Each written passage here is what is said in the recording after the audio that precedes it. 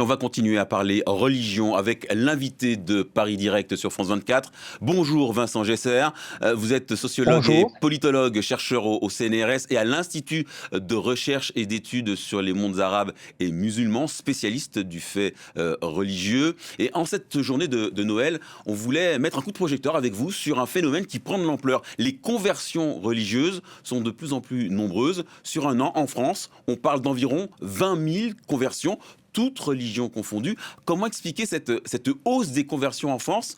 Est-ce qu'il faut y voir un retour justement du fait religieux? Alors, un retour, oui, dans une certaine forme, mais sur un processus qui peut apparaître contradictoire, mais qui ne l'est pas. D'un côté, les gens ont besoin de choisir leurs croyances et leurs pratiques, c'est-à-dire qu'ils ne sont plus seulement dans la posture de la religion comme héritage, mais de la religion comme choix individuel. Mais de l'autre, chez ces mêmes personnes qui ont tendance à se convertir, une volonté aussi de trouver un cadre, une institution, un message de vérité. Et donc, on est dans ce mouvement assez paradoxal, mais comme je dis, il ne l'est pas tant que ça, à la fois choisir sa religion, choisir sa croyance, choisir sa pratique et en même temps être cadré, avoir un rapport très institutionnel avec un message, avec une pratique, avec, je dirais, une communauté. Et on est à la fois dans ce qu'on pourrait appeler un mouvement individualiste et en même temps très communautaire, choisir en tant qu'individu et en même temps choisir sa communauté. C'est ce sens-là qu'il faut trouver, qu'on peut interpréter aujourd'hui l'augmentation des conversions, notamment au christianisme, plus précisément au catholicisme, mais aussi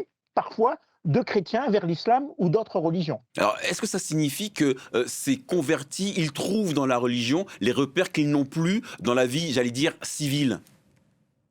Alors, il y a deux choses. Il y a d'abord ce que j'appellerais un peu les trajectoires individuelles, les traumatismes de type individuel, qui sont un facteur de conversion, chercher à quelque part à un cadre qu'on n'a plus, mais il y a aussi un message collectif. On est un peu aujourd'hui dans une sorte de crise des idéologies, de crise des repères symboliques, et dans la conversion, ou dans les églises, dans les communautés religieuses d'une manière générale, les individus trouvent effectivement des possibilités de s'identifier et de retrouver un sens collectif à leurs croyances et leurs pratiques qu'ils ne trouvent pas, par exemple, dans les partis politiques, dans les syndicats ou dans des ONG de type séculariste et laïque. Donc il y a véritablement la quête d'un sens qui est à la fois une quête d'un sens collectif et transcendant, qui est de plus en plus un phénomène que l'on constate notamment dans les nouvelles générations des 15 à 30 ans, même s'il faut relativiser, parce qu'aujourd'hui, il y a quand même plus de 50% des Français qui se déclarent sans religion, mais avec quand même une augmentation régulière chaque année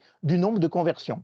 Alors, Vincent Gesser, vous avez parlé des partis politiques, vous avez parlé des syndicats. Est-ce que la religion, c'est une nouvelle forme de militantisme quelque part? Alors, militantisme, méfions-nous, parce que ce n'est pas un militantisme au sens classique, comme nous l'entendons en tant que sociologues et politistes, mais en tout cas, c'est la recherche d'identification à des groupes et à des collectifs. Et c'est vrai que les individus, dans cette cacophonie un peu politique, dans cette perte de repères politiques, dans cette crise sociale, économique que le connaît aujourd'hui la France, et d'une manière générale les pays européens, les groupes religieux peuvent être aussi des bulles protectrices, des sortes de milieux de réconfort où les gens vont retrouver quelque part le sens de leur vie en société et des repères à l'échelle individuelle, mais aussi à l'échelle institutionnelle. Donc, quelque part, oui, ces conversions sont aussi la traduction d'une profonde crise sociale, politique, économique et même, on peut dire, quelque part, des repères idéologiques qui ont cadré nos sociétés jusqu'à présent. Alors, sur les 20 000 convertis que j'évoquais dans l'année, plus de la moitié se dirige vers le catholicisme. Qu'est-ce qui rend cette religion si attractive? Alors, c'est la grande surprise, parce qu'on parlait de décatholisation, on parlait de crise de l'Église catholique, ce grand paquebot qui ne cesse de perdre à la fois des prêtres, mais aussi des croyants, mais parce que justement, l'Église catholique retrouve un peu ce côté traditionnel. C'est le paradoxe. Vatican II avait marqué la recherche d'une adaptation à la société, une ouverture de l'Église. Les gens veulent à la fois cette ouverture, mais veulent aussi des cadres. Et l'Église catholique, par son côté patrimonial, son côté paroissial, la paroisse, cette petite unité à l'échelle des communes, à l'échelle des quartiers, à l'échelle des villages, est un facteur qui assure, conforte les gens. Quelque part, la religion, aller vers l'Église catholique, c'est pour beaucoup une forme de réassurance à la fois psychologique et sociale dans un contexte où justement les grandes institutions étaient plutôt décriées. Mais là, il y a une surprise. Finalement, l'Église catholique redonne du sens à des individus alors qu'on pensait d'être dans une société profondément en voie de décatholicisation. Alors, je voudrais aussi évoquer avec vous sondage, cette enquête qui a fait un peu de bruit au mois de novembre dernier, publiée par l'Institut IFOP-BVA. Les jeunes musulmans seraient de plus en plus rigoristes. Pourquoi est-ce que les plus jeunes sont-ils parmi les plus orthodoxes, d'après vous? Alors attention à ne pas confondre rigorisme et rigueur, mais il est clair qu'on assiste aussi chez beaucoup de jeunes musulmans à un besoin de spiritualité et de cadre.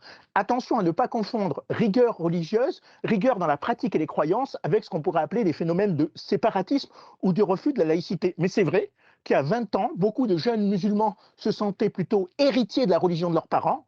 Aujourd'hui, de nombreux Français de culture ou de religion musulmane revendiquent cette religion comme la leur en tant que pratique et croyance, et non pas simplement comme un héritage culturel, mais aussi comme une pratique et une croyance profondément spirituelle qu'ils assument à la fois en tant que Français et musulmans, sans voir d'opposition entre ces deux identités. Est-ce qu'il faut y voir une rupture entre deux générations de musulmans?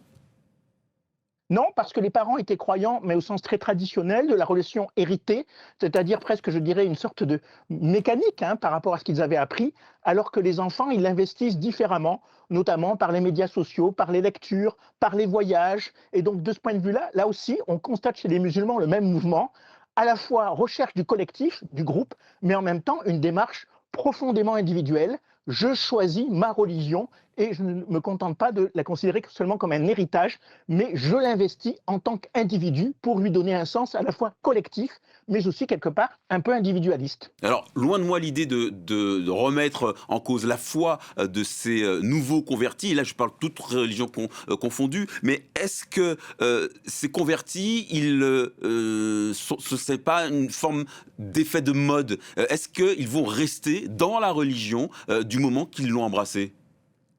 Alors, il y a effectivement des phénomènes, peut-être pas de mode, mais d'inspiration. C'est vrai, il y a une offre religieuse, il y a aussi un activisme, un prosélytisme de plus en plus des églises chrétiennes, qu'elles soient évangéliques, catholiques ou protestantes, autres, prosélytisme musulman, mais vous avez tout à fait raison. Attention, la conversion peut être une étape provisoire. D'abord, on change de religion ou on adopte une nouvelle religion, mais pas forcément pour y rester, mais pour aller suivre un itinéraire spirituel et pour aller peut-être vers encore une autre religion. Donc il n'y a pas le passage du rien à une religion ou d'une religion à une religion, mais il y a toute une trajectoire, un itinéraire qui fait qu'un individu, aujourd'hui, ça peut paraître très surprenant, peut avoir ou peut vivre plusieurs religions dans une même vie, ce qui n'était pas le cas des parents et des grands-parents des précédentes générations. Merci beaucoup Vincent Gesser de nous avoir Merci. expliqué ce fait religieux, sociologue, politologue, chercheur au CNRS et à l'IREMAM. Merci infiniment d'avoir été l'invité Merci. de Paris Direct.